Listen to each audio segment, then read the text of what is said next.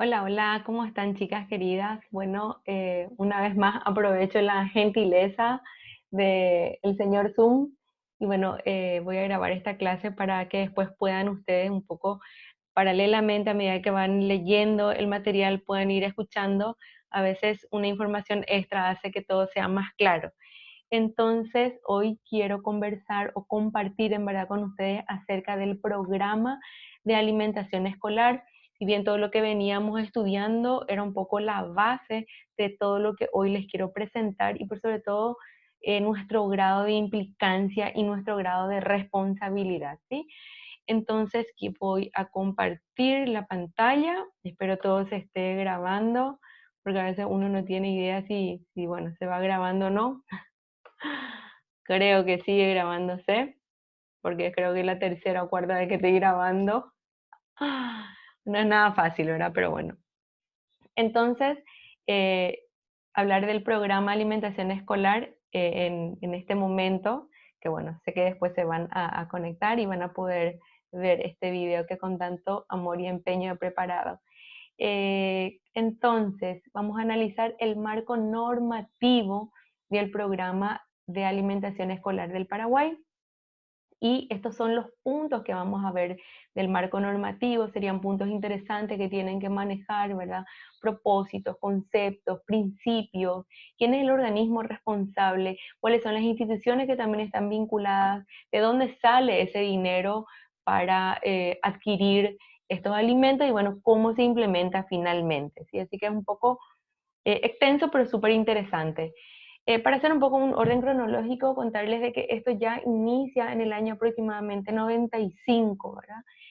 Pero al no ser una política de Estado, al no tener una ley, entonces se cumplía de acuerdo a las ganas y a la intención del gobierno de turno, ¿verdad? No era una obligación. Entonces, eso también permite, a partir de este año 95, establecer, ir viendo cómo, digamos, encaminar hacia una política de Estado.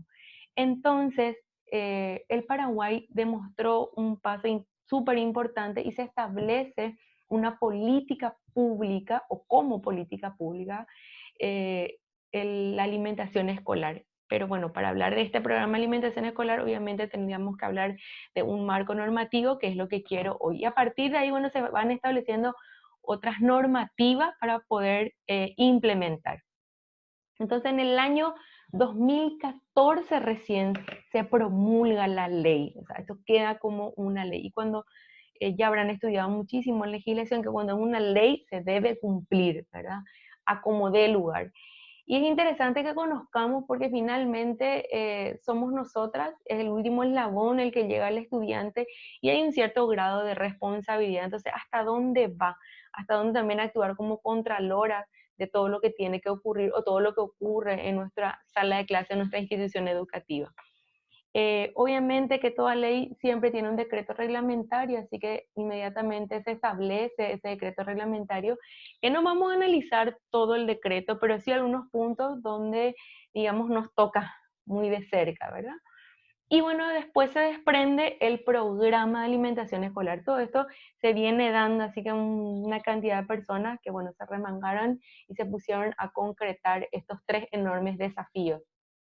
En el año 2015 recién el Ministerio de Educación aprueba este programa de alimentación escolar del Paraguay, de ahí las siglas que pueden ver. Y bueno, a partir de ahí se establecen los lineamientos técnicos específicos que se van dando hasta hoy día, ¿verdad? Siempre en la práctica vamos viendo los errores y bueno, lo vamos escribiendo de nuevo. El año pasado se agregaron o se modificaron un par de artículos en esta ley, por ejemplo. Así que a medida que avanza, pero lo importante y lo interesante es que la ley está establecida, o sea, eso ya es inamovible, ¿verdad? Quizás mejorar. Entonces este marco normativo tiene un nombre, apellido, y es la Ley 5210 de alimentación escolar y control sanitario. Lo interesante a partir de esta ley que se promulga en el año 2014 cambia también un poco el enfoque de lo que era en el año 2015. Porque en el año, perdón, no es 2015, 95, en ese tiempo bueno, había que dar y dar. El que tomaba, tomaba, y el que no tomaba, no tomaba. Listo. Sin embargo, este marco normativo que surge a partir, digamos, de un artículo que se establece en la Constitución Nacional, ¿verdad? Donde se refiere a este artículo 54 y habla un poco de que la familia, el Estado y toda la sociedad es responsable o debe garantizar la formación o el desarrollo integral del niño, donde un poco más adentro habla de protegerle contra el abandono y la desnutrición. Entonces, a la luz de este artículo se despliega todo lo que ya les contaba y le voy a seguir contando. Entonces, es importante considerar que en la Constitución Nacional, nuestra Carta Orgánica Magna, madre, nuestro norte en el Paraguay, bueno, tenemos un artículo de donde, digamos, prendernos, ¿verdad? Entonces, esta ley 5210 tiene un enfoque de derecho. ¿El derecho a qué? El derecho del ser humano a una alimentación y por sobre todo el derecho del estudiante o del niño, de la niña, del joven, de alimentarse durante el periodo escolar, durante su permanencia o su estadía en la escuela. Entonces cambia. Y al hacer un enfoque de derecho trae consigo, digamos, muchos beneficios más, ¿verdad? Entonces el concepto de la alimentación escolar obviamente se va a ampliar porque ya es un enfoque, digamos, de derecho. Y entonces, ¿qué es lo que se plantea? Se plantea que esta alimentación sea variada, sea balanceada, sea equilibrada.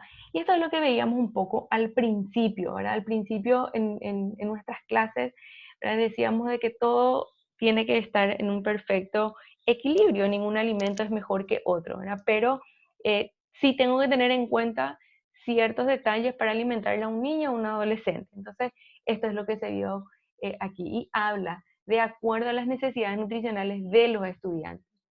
Y por sobre todo, aquí se agrega ese enfoque educativo. Siempre nosotros hablamos que todos los errores que cometemos a veces por la falta de información, por la falta de esa educación. Entonces, nuestra misión como educadoras va a llegar hasta aquí, ¿verdad? No solamente darle al estudiante o al niño el vaso de leche, sino hacerle entender por qué debe consumir, hacerle entender a mamá, papá, por qué el niño tiene que sentarse en la mesa a comer. Entonces, hay aquí un enfoque educativo y eso se va a hacer a través de la educación alimentaria y nutricional, que ustedes seguro a lo largo de estos 4 años han analizado este programa de estudio y han encontrado muchos temas que, digamos, responden a esta necesidad. Entonces, ¿cuál es la finalidad? Además de todo lo que habíamos hablado, garantizar el bienestar de este estudiante durante la permanencia en la institución educativa. Y ya me adelanto, ese es uno de los artículos que está contemplado aquí en la ley.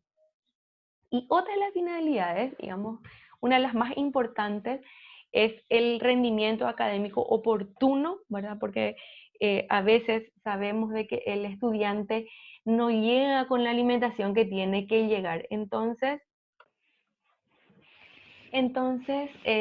como les estaba diciendo, tenemos estos dos puntos interesantes, que es el rendimiento académico y la retención escolar del estudiante, ¿verdad? Creo que todos hemos experimentado como estudiantes de que no podemos iniciar, quizás podemos iniciar sin una comida previa, pero al toque, enseguida, como decimos, uno se siente como desenfocado. Entonces, con eso garantizamos y aseguramos de que el chico, bueno, recibe la alimentación antes, digamos, de iniciar. Que vamos a ver también que eso, cada institución, o sea, tenemos una disposición del ministerio, pero se ve un poco la realidad, porque hay niños que ya desayunan en su casa, entonces se ve cómo ir haciendo.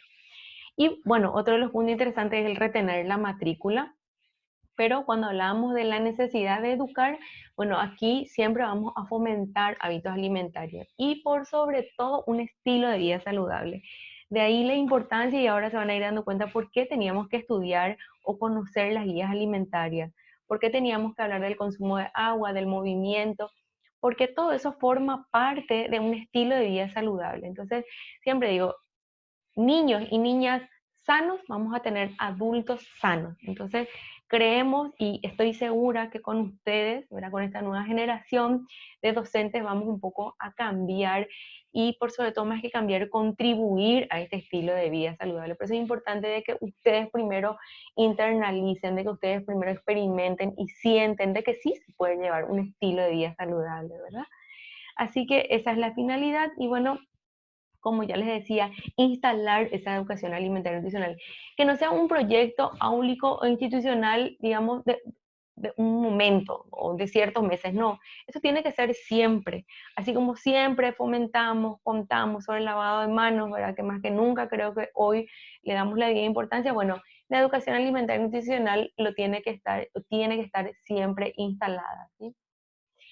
Entonces, adentrándonos un poquito más, contarles de que la ley tiene 14 artículos, no se desesperen, no es una clase de legislación, no vamos a analizar pormenorizadamente, pero sí algunos puntos, digamos, interesantes, ¿sí?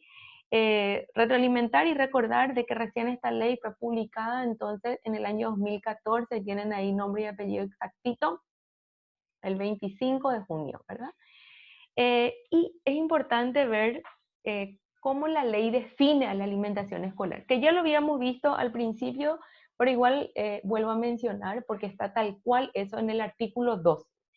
Entonces, que la alimentación variada tiene que ser balanceada, óptima, de acuerdo a la necesidad del niño o de la niña, o dice del grupo etario. ¿Qué más dice? Tiene que ser proveído durante el régimen escolar y esto es un punto importante, conforme a las características socioculturales o del lugar de donde el niño vive. No se puede establecer un plan de alimentación donde, por ejemplo, figure pescado. Ese niño no está acostumbrado, la región no está acostumbrada a consumir. Entonces es importante ver qué es lo que la comunidad o el departamento o la ciudad tienen en mayor productividad. Entonces, utilizar un poco los recursos del medio para poder, digamos, plantear ese programa. Por supuesto, esto no lo van a hacer ustedes, ¿verdad? Vamos a ver quiénes es la que van a hacer, pero entender un poco por qué no todos los planes de alimentación van a ser similares. Tenemos nuestras comidas clásicas, características que forman parte, digamos, de nuestra cultura casi, pero de igual modo se va adaptando, ¿sí? Y bueno, y esto es lo que dice acá. Entonces, tener en cuenta la característica sociocultural, la disponibilidad de los productos y los insumos alimentarios, ¿verdad? Y que al mismo tiempo, ¿qué propone? Y aquí es donde ya nos va a tocar directamente a nosotros, ¿verdad?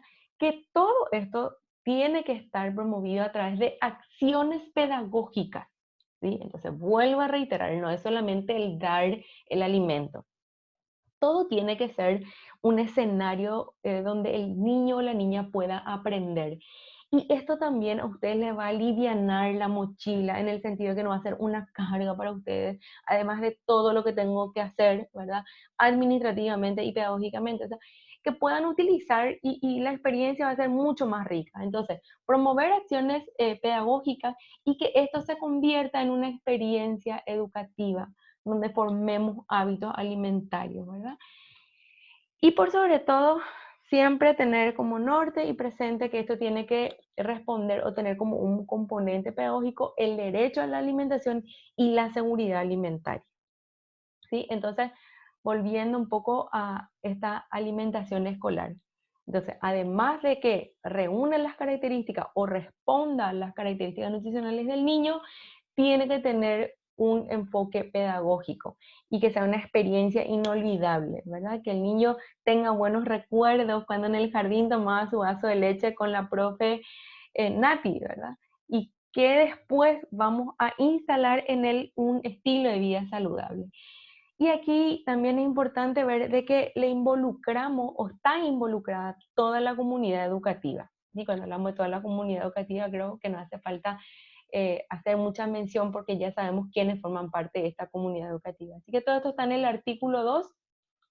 Otro punto interesante, bien que la ley se llama alimentación escolar y control sanitario. Entonces, la pregunta es, ¿a qué se refiere control sanitario? ¿Qué tengo que controlar yo como docente o qué tengo que controlar yo como directora? En verdad, el control sanitario, vamos a ver cómo lo vamos a hacer, pero quiero que entiendan qué forma parte. Dice, es el control integral de ciertos puntos. ¿Cuáles son esos puntos?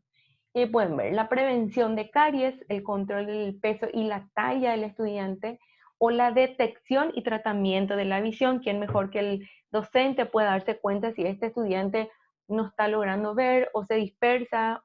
Entonces, es interesantísimo ver la visión buena del estudiante, cómo él está viendo, la atención odontológica, además las vacunaciones, agua potable, la educación para la salud, la desparasitación y baños higiénicos. De todo esto, ¿ya se hizo algo? Sí, y mucho. Creo que ustedes habrán tenido la oportunidad de ver en sus prácticas pedagógicas alguno de estos puntos. Entonces, ¿quién se encarga? ¿Cómo lo hacen? Entonces, como es una ley, hay varios, obviamente, ministerios que están involucrados, pero siempre va a depender de la proactividad de la directora, ¿verdad? También de ustedes estando en aula. Esto está tal cual en el artículo 3, pueden fijarse después. Y algunas experiencias que quizás a ustedes me hubiese encantado tenerles aquí delante mío, compartiendo este espacio y que me cuenten todo lo que han visto. Pero bueno, esta es la campaña que se hace de la desparasitación, ¿verdad? Bueno, toda una estrategia maravillosa donde obviamente hay un consentimiento de los papás para que ellos puedan ser desparasitados, así como las docentes también. Esta es la campaña nacional de desparasitación y aquí obviamente está involucrado el ex viceministro de Salud, fuertemente el Ministerio de Salud, ¿verdad? No lo hacemos solo desde educación. También la atención odontológica en la institución educativa, los odontólogos del ministerio, los que trabajan en los hospitales distritales o en los puestos de salud, deben ir a las instituciones educativas. Sino hacer, ustedes pueden ver que obviamente es medio precaria y no la más oportuna, tanto para la profesional como para la paciente, pero a veces se apuesta mucho a la educación, digamos, bucal. Entonces, cómo prever la técnica del cepillado, o ellas suelen llevar, o ellos, los profesionales, la pastilla para fluorizar. Entonces, esta es una experiencia ¿y por qué no se dan en todas las instituciones educativas, verdad? Porque no tenemos todo el recurso humano necesario para, digamos, toda esta necesidad. Así que yo, docente, necesito conocer por qué está en el programa y si la odontóloga no va, entonces yo tengo que hacer. Pero si va la odontóloga sería fantástico, ¿verdad? Bueno, esta es en verdad la detección de la buena o mala visión o baja visión del estudiante. Obviamente esto es un aparato que el Ministerio de Salud lleva, pero también Fundación Visión ha capacitado docentes para ver cómo detectar, qué tengo que tener en cuenta para ver si ese estudiante ve o no ve bien. Así que es una experiencia que también se tuvo en cuenta y bueno, la famosa vacunación que suele llegar también a las instituciones, ¿verdad?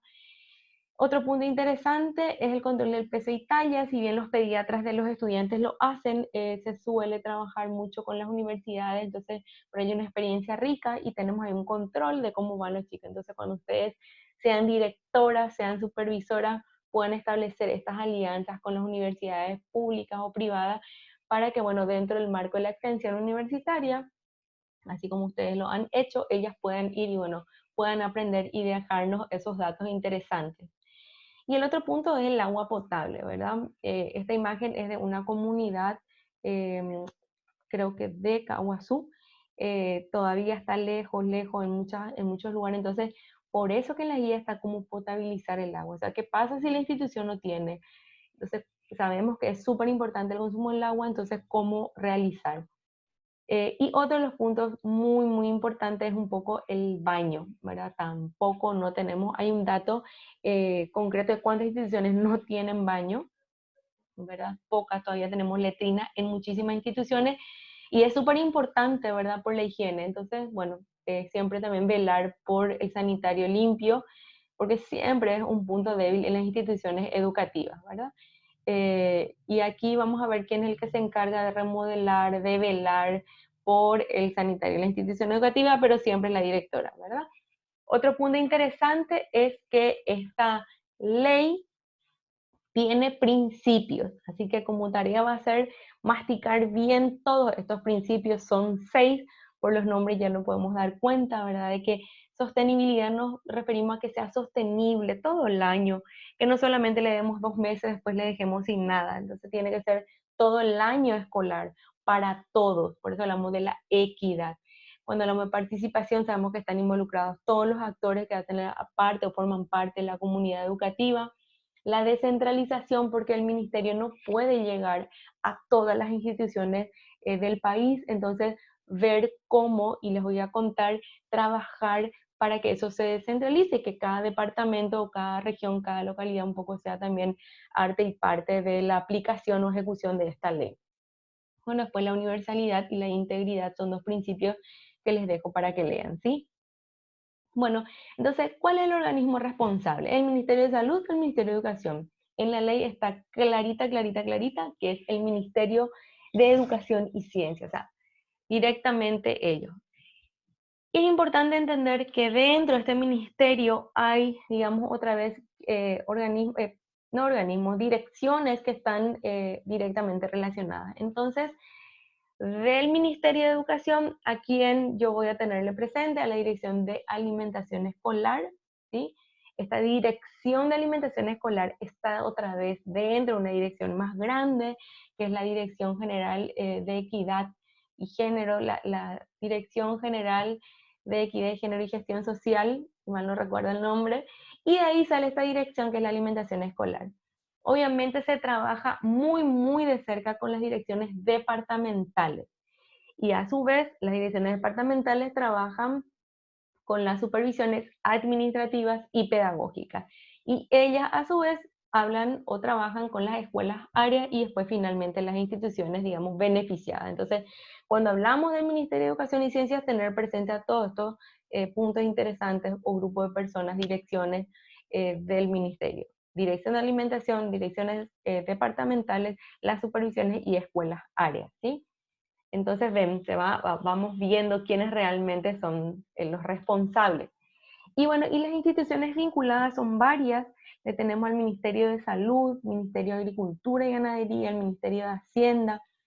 Y aquí le menciono que le tenemos presente a las gobernaciones departamentales, los gobiernos departamentales, las municipalidades y varias también, o varias organizaciones no estatales privadas, que bueno, no le menciono a todo, pero sí le menciono a la FAO, Organización de las Naciones Unidas para la Alimentación y la Agricultura. Ha trabajado muy de cerca desde el principio hasta ahora, ¿sí? Estas están entonces también, eso pueden verificar, está en el artículo 6. Entonces, instituciones vinculadas. Entonces están las responsables y las vinculadas, que de alguna u otra manera ayudan muchísimo, ¿verdad? Bueno, ¿de dónde sale la plata para comprar todo esto? ¿De dónde? Es la gran pregunta, ¿verdad? Por eso es importante antes de emitir cierto juicio ver de dónde sale. Entonces, sí, está establecido en el presupuesto general de la nación, también de los presupuestos denominados royalties que habrán escuchado, del famoso FONACIDE, FONACIDE quiere decir Fondo Nacional de Inversión Pública y Desarrollo, también el Fondo para la Excelencia Educativa y bueno, otra fuente de financiamiento, pero básicamente de estos 4 puntos, o sea, está dentro del presupuesto general de la nación, ¿sí? Es importante que sepamos, ¿por qué? Porque no se olviden que es un derecho del niño, entonces nosotros tenemos que velar por ese derecho, ¿sí? Y lo interesante que quería compartir con ustedes es de que estas disposiciones financieras, ¿verdad? Estos recursos que están establecidos para la compra de la alimentación escolar no pueden ser reprogramados, ¿verdad? Para poder disminuir, por ejemplo. O sea, se establece una cierta cantidad y bueno, se vela para que ese dinero, digamos, destinado a eso, bueno, sea para eso y no se malverse, no vaya para otro lado. Por eso dice que no pueden ser embargados ni retenidos, pero sí debe, que está aquí en la otra diapositiva, debe responder a eso. Acá ya hablamos de la implementación, así que voy a retroceder. ¿Por qué se estableció esto? Porque anteriormente, bueno, yo Nati soy intendente de tal municipalidad y bueno, voy a destinar esta vez a otra realidad, otra necesidad de la municipalidad y se dejaba de lado la alimentación. No. Entonces, La municipalidad tiene un fondo que es exclusivamente para alimentación escolar. No se puede usar para otra cosa. Lo mismo la gobernación. No se puede usar. Es innegociable. Tampoco voy a decir yo, bueno, a ver, yo, Nati, intendente de la Municipalidad de Lambaré, este año 2020 no voy a nomás usar, voy a guardar. Entonces, el año que viene voy a tener más plata y voy a poder llegar a más escuelas. Tampoco se puede usar. Hay que usar en el año, ¿verdad? Y ante esas necesidades, ¿verdad? Entonces, por eso participa el Ministerio de Hacienda, porque el Ministerio de Hacienda es el que va a liberar ese dinero, ¿sí? Espero me estén siguiendo con toda esta explicación que estoy dando. Bueno, entonces, ¿cómo se implementa esto? ¿Cómo llegamos a la concreción de todo esto? Es el ministerio, entonces, que va a coordinar con las demás instituciones nacionales o locales involucradas. Tenemos esas normas y bueno, es el ministerio quien va viendo cómo hacer cumplir esas normas. Entonces, súper importante entender de que aquí en Capital es el Ministerio de Educación quien vela para que todas las instituciones sean beneficiadas en la capital, ¿sí? Ahora vamos a ver qué instituciones. Pero importante entender, por un lado, no nos olvidemos y no confundamos, el ministerio establece la normativa, pero el ministerio también tiene un fondo que es para comprar el almuerzo o la merienda de las instituciones. ¿De dónde? De Capital, solamente Capital, ¿sí?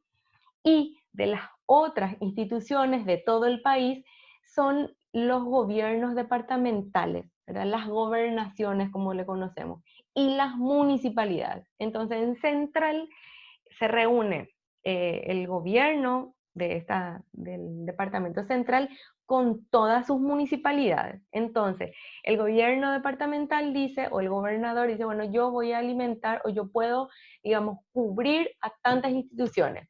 Después, cada municipio tiene que ir llegando a una cierta cantidad de acuerdo al fondo que tiene. Entonces, Lambaré, como ya está en central, Lambaré le va a dar a tantas, Villa Elisa a tantas, y cada, entonces, municipalidad, y así vamos llegando a más o menos cubrir las instituciones que realmente necesitan. ¿Se entiende? Espero que sí. ¿Qué más de la implementación? Que tanto la gobernación como la municipalidad tienen que regirse por lo que el ministerio estableció, no es que va a establecer como quiere, ¿verdad? Entonces, por eso que se empezaron a establecer ciertas normativas, porque si no cada uno hacía como le parecía y ponía una cierta cantidad. ¿Por qué en esta escuela se da tanta galleta y acá tanta? ¿Por qué ellos tienen manzana como postre, los otros no tienen? Entonces, por eso se establecieron estas normativas que el ministerio tiene que controlar y que, bueno, se cumpla, ¿verdad? Que siempre es el punto débil que no llegamos a lograr monitorear realmente todo. ¿Qué más contarles? Entonces, cada gobierno departamental por eso tiene que organizar, tiene que planificar, tiene que fiscalizar. Entonces, si el departamento central le contrata a un comedor para que brinde la comida a otras instituciones, es la gobernación que tiene que velar por el cumplimiento, no va a ser el ministerio, ¿sí? El Ministerio de Educación se encarga de las instituciones de capital, pero en el departamento, entonces va a ser la gobernación con la municipalidad.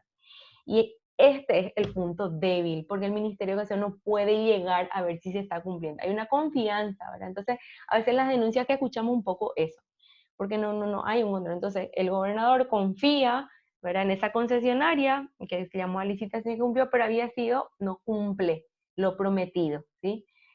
Entonces, es súper importante que entiendan de que este es el mecanismo de control, que ustedes también como ciudadanas, ¿verdad? Como paraguayas también tienen que velar por este cumplimiento, ¿sí? Y bueno, sabemos que a veces lo ideal sería, ¿verdad? Que quienes van a verificar esta implementación, bueno, haya un representante del MEC, un representante del Ministerio de Salud, uno del Ministerio de Hacienda, por ejemplo, sería lo ideal, ¿verdad? Pero bueno, como siempre en las supervisiones son pocos, no damos abasto para llegar a la institución educativa, pero cuando ustedes sean directoras o sean, llegan a ser ministras, entonces pueden realmente apostar, digamos, más que evaluación, es acompañar, ¿verdad? Para no decir fiscalizar, ¿sí? Bueno, así que eso un poco en cuanto a la implementación en los diferentes departamentos. Para entender un poco cómo fluye todo esto, cómo se da toda esta historia maravillosa. Básicamente la institución educativa tiene una necesidad porque sus niños son de escasos recursos, la institución tiene que ser o pública o subvencionada. Ese es el punto interesante, ¿verdad? Entonces, esta institución educativa tiene un formulario local que se ha establecido, completa ese formulario local y va a llevar a la supervisión administrativa del MEC. Entonces, el MEC analiza, carga eso en un sistema y eso va a enviar a la dirección departamental. Esta dirección departamental recoge de todas las supervisiones administrativas y pone en común con la gobernación y la municipalidad. Porque así como tenemos una gobernación departamental, no se olviden de que la dirección departamental del MEC es, digamos, el estado presente en ese departamento. Entonces, esta es la teoría. ¿Se cumple? Seguro que sí, en algunas, estoy segurísima. Entonces ahí se ve, y ahí se ve la disponibilidad de la gobernación y de las municipalidades. Aquí la dirección departamental no compra nada, es la que orienta, ¿verdad? Entonces, juntos construyen, digamos, toda esta necesidad y el proyecto. ¿El proyecto qué? Y el proyecto de alimentación escolar. Entonces ahí se ve. En la escuela X de Lambaré necesitan más almuerzo, en la otra escuela necesitan más el desayuno, y en esta escuela necesitan el desayuno y el almuerzo, ¿sí? Entonces ahí se va a ver, ¿y dónde va eso? Y ese proyecto, una vez que se hizo esta reunión entre estos tres grupos, gobernaciones, municipalidad y dirección departamental, va a la dirección social que les conté al principio, que es el MEC, ¿verdad? Pero obviamente MEC central, como le decimos, no MEC departamental.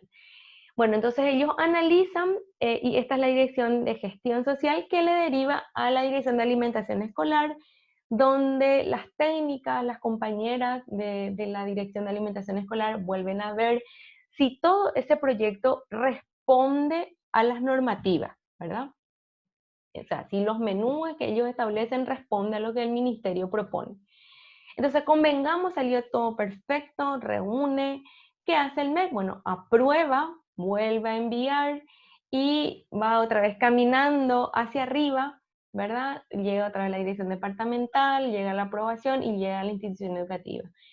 Pero aquí, directamente, desde la Dirección de Alimentación Escolar, hay una capacitación, ¿cómo se dice? Hay una bajada, ¿verdad? A la supervisión administrativa y pedagógica, porque la pedagógica es la que se encarga siempre de, digamos, de establecer este proceso de enseñanza-aprendizaje o cómo vamos a establecer. Entonces, la administrativa porque es la que va a ver cómo se va a repartir.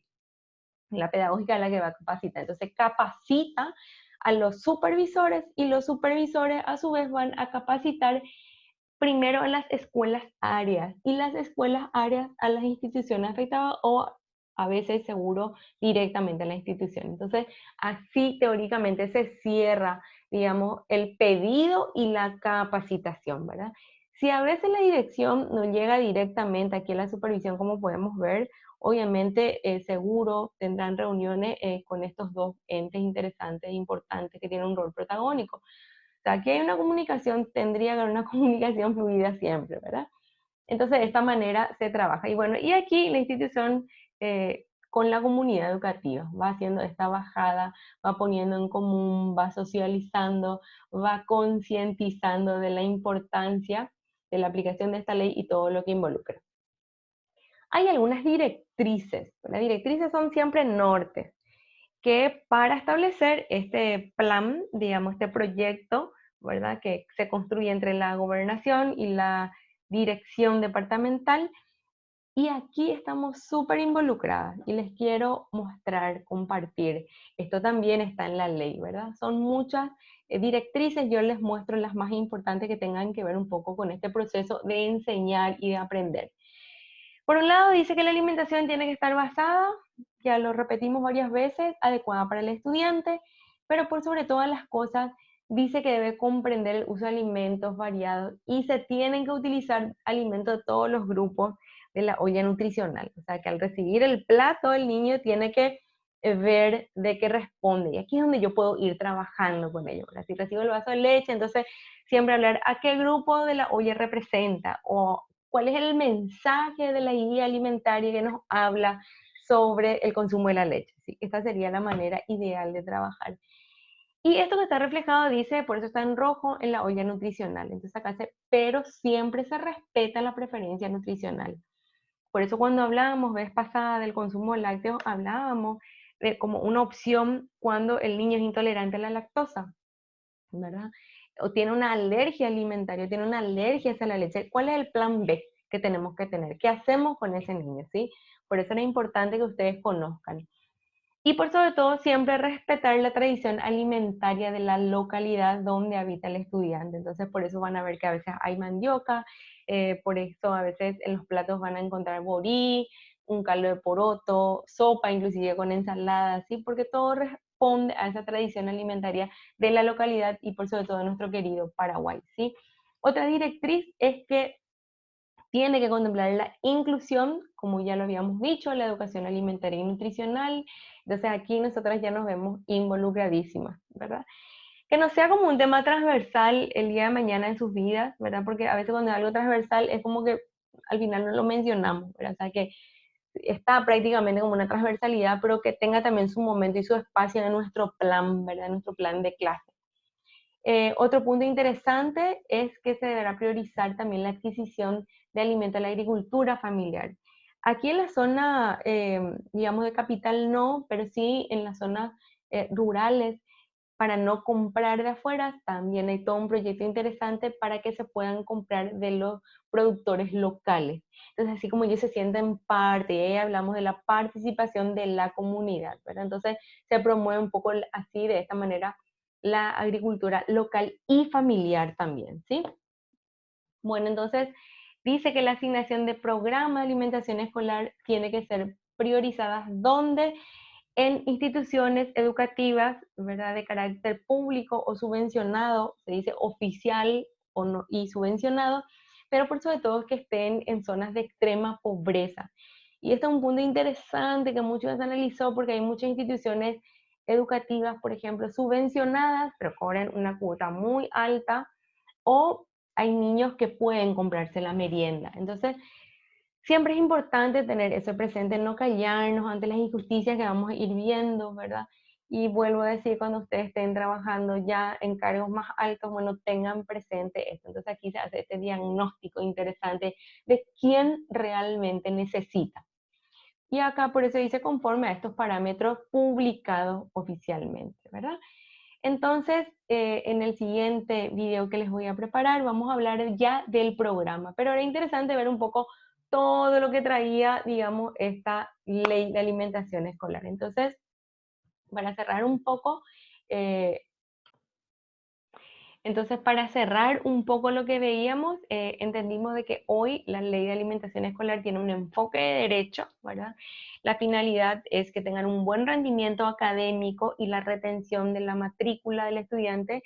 Y por otro lado, de que va o viene esta ley, la propuesta es con un enfoque hacia la educación, educarle en función a una alimentación equilibrada, armónica, porque lo que queremos es que a través de estas experiencias pedagógicas marque la vida del niño y la niña y pueda llevar un estilo de vida saludable. Entonces, no olvidarnos de que esta es una ley que está vigente y que nosotras como ciudadanas paraguayas, como docentes, como formadoras, tenemos que velar por el cumplimiento de esta ley, ¿sí? Así que bueno, termino con esto y en el próximo video vamos a hablar, entonces voy a ya detener la grabación.